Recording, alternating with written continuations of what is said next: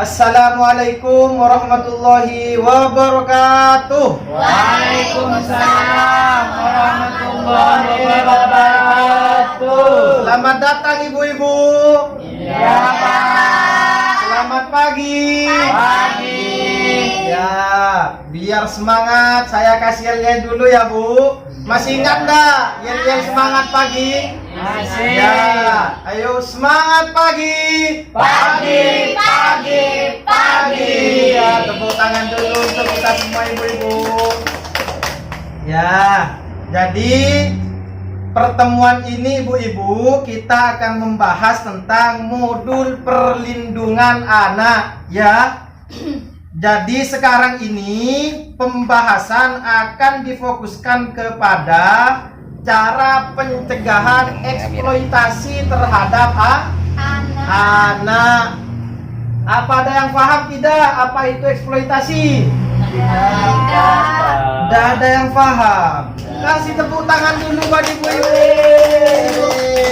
Jadi eksploitasi itu ibu-ibu memanfaatkan seorang anak untuk kepentingan pribadi ibu-ibu. Jadi memanfaatkan seorang anak untuk kepentingan pribadi orang tua. Itu yang dimaksud dengan eksploitasi. Bisa dipahami ibu-ibu? Bisa. Apa barusan pengertian eksploitasi? Memanfaatkan Untuk kepentingan pribadi. Ya, kasih tepuk semangat dulu ibu-ibu. Semangat. Ya,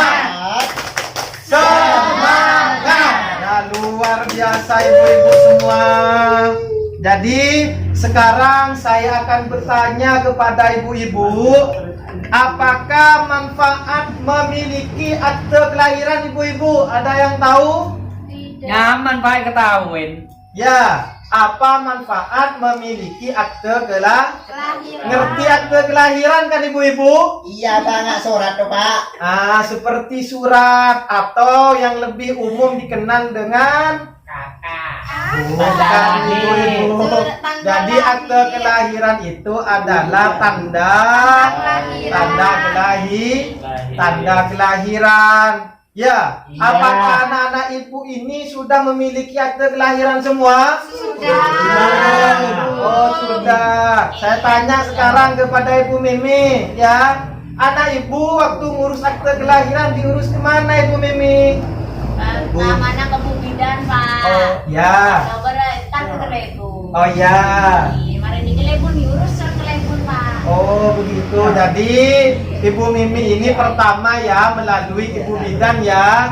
Karena memang mulai dari awal komitmen kita sebagai KPMPKH ialah bahwa harus mengikuti semua tahapan dalam kehamilan itu harus mengikuti aturan yang dilakukan oleh Ibu Bidan desa ya, sekaligus proses pembuatan akte kelahiran.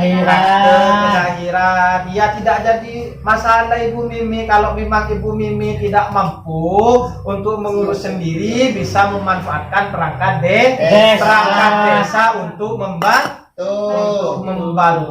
Ya, kasih tepuk tangan dulu pada Ibu Mimi. Ya, yang lain mungkin ya, nggak ada ya? Oh, nggak ada. Ya, kalau tidak ada, saya lanjut. Apakah mencatatkan akte kelahiran itu penting, ibu-ibu? Pentingnya kenapa? Kalau daftar sekolah itu, Pak. Kenapa? Kalau daftar daftar sekolah kasih sama ditanyakan anak. akte. Oh, kalau daftar sekolah yang ditanyakan akte ya sebagai persyaratan. Ya. Ya. Oh, luar biasa. Kasih tepuk tangan dulu. Luar biasa sekali ibu-ibu. Kemudian ada lagi yang mau menjawab, apa manfaat membuat akte kelahiran? Ibu Masih belum lahir. Oh, masih hamil. Oh, ini baru anak pertama ya. Ya. Oh, kasih tepuk tangan dulu buat ibu. luar biasa Ibu ini. Berarti Ibu Iim ini salah satu KPM yang masih baru, karena salah satu syarat menjadi KPM PKH adalah hamil. Berarti ini beruntung sekali Bu ini hamil, datanya dari pusat kemudian langsung keluar menjadi KPM PKH. Ya, jadi Bu harus komitmen ya, sering konsultasi dengan Ibu Bidan, ikuti arahan Ibu Bidan itu demi kesehatan ibu dan juga calon bayi ibu di dalam kandungan ya. Kemudian ibu-ibu, sekarang jadi untuk pencatatan akte kelahiran itu ibu-ibu itu sangat penting sekali.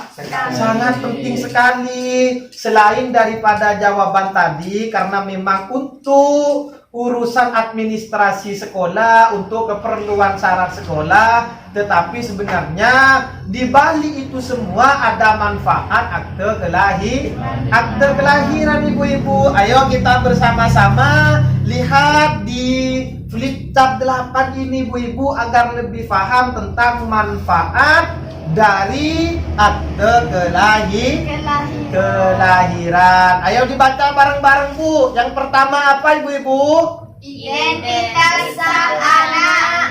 Ya, jadi kalau punya akte kelahiran maka anak memiliki identitas yang sah menurut negara. Jadi dikira ibu-ibu ini guyon ya, biar anak ibu tidak dikira hasil rame-rame. Guyon ya ibu-ibu. Ya, jadi jelas nama ayahnya jelas, nama ibunya jelas gitu ya. Jadi nanti yang anak yang masih belum punya akte harus dibuat akte kelahiran. Itu yang pertama. Yang kedua silakan baca bersama-sama. Memastikan asal usul anak. Nah, ini. Yang ketiga silakan dibaca. Mendapatkan layanan kesehatan dan pendidikan bagi anak. Ya, jadi begini Bu-ibu, saya jelaskan ya. Jadi ketika anak ibu punya akte kelahiran atau semenjak ibu hamil, maka anak ibu itu sudah mendapatkan bantuan PKH ibu-ibu. Semenjak ibu ini hamil, anak ibu yang masih belum lahir ini sudah mendapat bantuan, apalagi anak ibu nanti yang sudah lahir. Jadi ketika sudah lahir ibu-ibu, anak ibu dapat layanan kesehatan gratis dari desa, bisa juga dari posyandu ataupun bidan desa. Jadi ibu-ibu ini gratis nanti ketika anak ibu dibawa ke posyandu, diberikan imunisasi dan lain sebagainya, itu gratis. Jadi ibu-ibu dapat layanan kesehatan dari pemerintah. Dan ketika anak ibu besar nanti, maka juga mendapatkan layanan pendidikan, dapat beasiswa pendidikan ibu-ibu. Karena kenapa? Sekarang ini yang menjadi anak dari KPM PKH ini pendidikan digratiskan. Ada banyak-banyak bantuan yang lain ibu-ibu, termasuk kartu Indonesia Pintar itu sebagai beasiswa bantuan tambahan untuk anak ibu yang sekolah. Paham ibu-ibu? Paham. Ya, yang keempat silakan dibaca. Mencegah pernikahan anak sebelum usia 18 tahun. Ya, mencegah pernikahan anak sebelum usia 18 tahun. Jadi apakah di sini ada anak ibu yang belum umur 18 tahun sudah menikah ibu-ibu? Belum. Ada apa belum? Apa ada? Ada yang Ada yang tidak, ada yang belum. Bu ini gimana? Anaknya apa nikah sebelum umur 18 tahun? Belum, masih SD. Oh, masih SD. Bu anak pertama. oh masih belum lahir. Saya kok lupa terus sama Bu ini saya. Bu Mimi gimana Bu Mimi? TK, Bang. Oh masih TK. Oh, jadi ini sebagai pelajaran saja ya buat ibu-ibu semua. Ibu-ibu ini masih muda semua. Jadi nanti ibu-ibu agar anak itu tercegah dari pernikahan di bawah umur.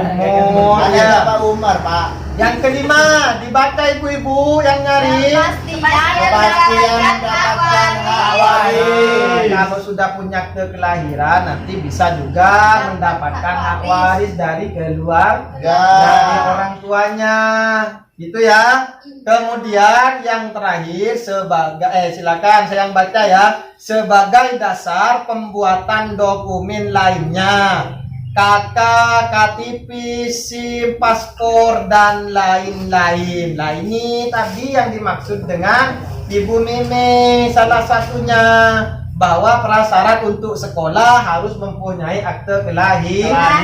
Tetapi selain itu juga kalau nanti anak ibu mau ditambahkan ke dalam kartu keluarga atau kakak juga akte kelahiran ini menjadi syarat ya. Kemudian ketika nanti anak ibu sudah besar mau membuat KTP, syaratnya juga akte kelahiran. Terus ketika mau membuat SIM, paspor, ketika mau bepergian ke luar negeri umpamanya. Jadi itu ibu-ibu bisa dipahami ya.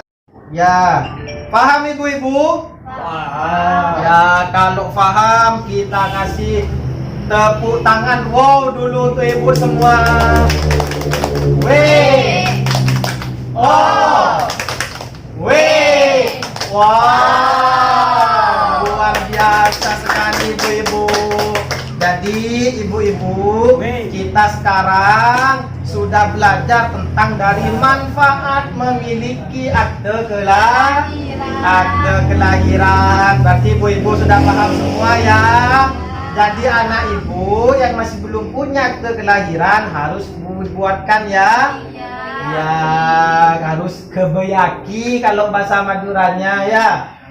Harus cepat-cepat dibuat, diurus ke ibu bidan. Kalau anaknya sudah besar langsung diurus ke perangkat desa ya. Bisa ke apel atau langsung ke kades untuk proses pembuatannya ya, ibu-ibu. Ya, terima kasih ibu-ibu. Jadi cukup sampai di sini pembelajaran hari ini ibu-ibu.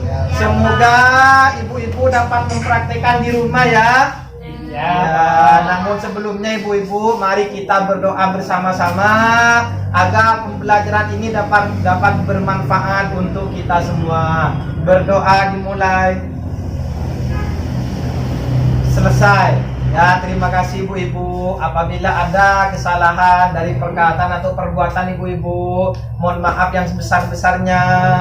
Ihdinas siratal mustaqim, wallahul muwaffiq ila aqwamit thoriq. Wassalamualaikum warahmatullahi wabarakatuh. Waalaikumsalam warahmatullahi wabarakatuh.